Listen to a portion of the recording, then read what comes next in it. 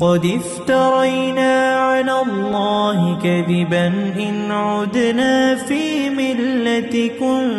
بعد إذ نجانا الله منها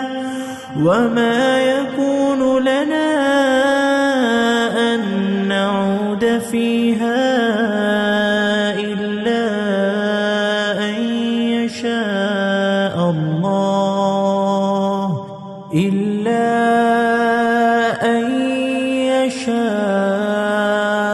الله ربنا